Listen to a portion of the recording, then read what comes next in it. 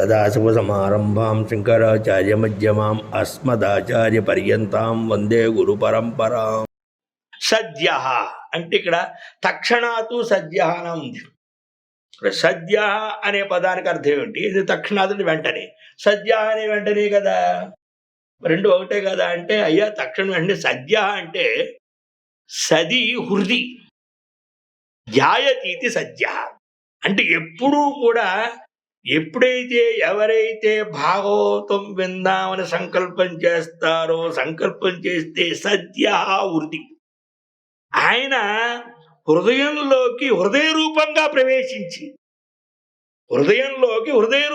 ప్రవేశించి ఆ ఈశ్వరానుభూతిని, అనుభూత్యాత్మకమైన ఈశ్వర జ్ఞానాన్ని కలిగిస్తాడు.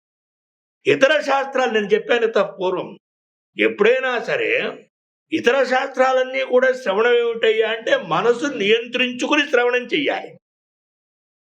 వివిధమైన విషయాల మీద మన బుద్ధి వెళ్ళకుండా, ఏ విధమైన ఆలోచన లేకుండా, ఏ అత్యంతమైనటువంటి బుద్ధిని, మనస్సుని అన్ని కూడా నిగ్రహించుకుని ఆదమరిచి ఎప్పుడైనా ఇతర విషయాల మీద మనసు మన వెనక్కి లాక్కొచ్చి శ్రవణం చెయ్యాలి.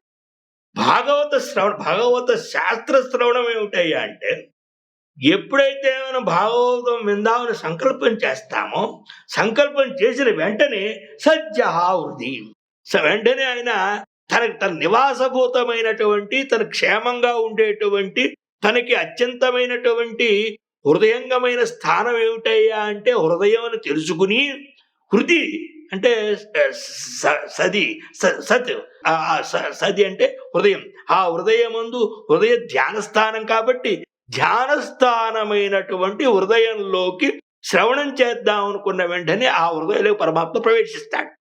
ఎప్పుడైతే హృదయంలో ప్రవేశించాడో భగవద్ రసాలన్నీ హృదయంలో ద్రవిస్తూ ఉంటాయి కదా, అప్పుడు మనసు బయటకు వెళ్ళే ప్రసక్తే లేదు కదా, ఆయనే నియంత్రించుకుంటాడు, ఆయనే వింటాడు. అంటే ఏమిటి?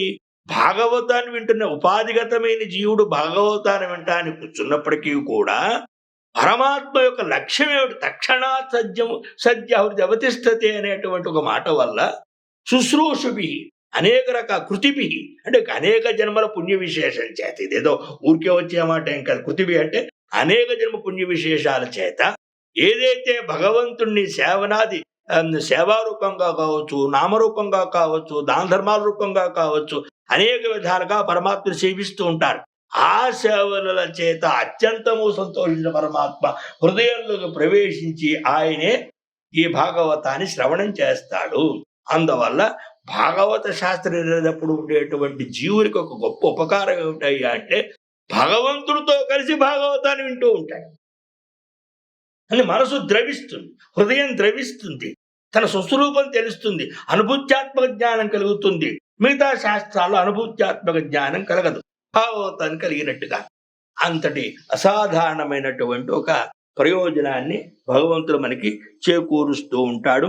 అందుకని వేద్యం దీన్ని అన్నారు ఇక్కడ, శివదం పరమసుఖదం కించ ఆధ్యాత్మికాది తాపత్రయోన్మూలనంచ.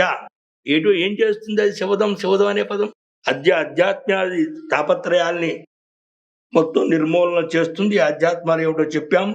దేవం ఇవన్నీ కూడా తాపత్రయం, ఆధ్యాత్మికం, ఆదిదైవికం, ఆదిభౌతికం. అది కూడా మన రెండు రకాలని చెప్పాం, మానసికం, శారీరకం అని. శారీరకం ఏమిటాయా అంటే వాతపిత్త శ్లేష్మాలని చెప్పాము శారీరకం. మానసికం ఏమిటంటే కామక్రోధ లోభమోహ అది ఈర్షాసూయాది సమస్త షడ్వర్గాలని చెప్పడం జరిగింది. ఈ విధ తాపత్రయాన్ని మొత్తం ఉన్మూలన చేస్తుంది. అనేన జ్ఞానకాండ విషయభ్య శ్రైష్ట్యం దర్శితం. ఈ విధమైన చెప్పడం వల్ల ఈ చెప్పబోతున్న భాగవతం, శ్రీమద్ భాగవత శాస్త్రం ఈ ఏదైతే జ్ఞానకాండ ఉందో కర్మకాండ కంటే గొప్పది, జ్ఞానకాండ కంటే గొప్పది. జ్ఞానకాండలో విషయం తెలుసుకోవాలి. జ్ఞానకాండలో ఏమిటాయి అంటే మనసు నియంత్రించుకుని వినాలి. కర్మకాండలో మనసు నియంత్రించుకుని కర్మ చెయ్యాలి. ఏం చేస్తుంది? జ్ఞాత్వా కర్మాణి కుర్వీత. నేనేం చేస్తున్నాను? ఈ కర్మ వల్ల ఏర్పడింది జ్ఞానం. కర్మ అంతా ఏమిటి? సర్వేషాం కర్మణం, కర్మలన్నిటికీ పర్యవసానం ఏమిటి? అంతఃకరణ శుద్ధే కదా. అంతఃకరణ శుద్ధి వల్ల కదా జ్ఞానం కలిగేది. జ్ఞానాదేవ కైవల్యం. ఈ జ్ఞానం సముపార్జన చేయాలంటే ఇంత కష్టపడాలి.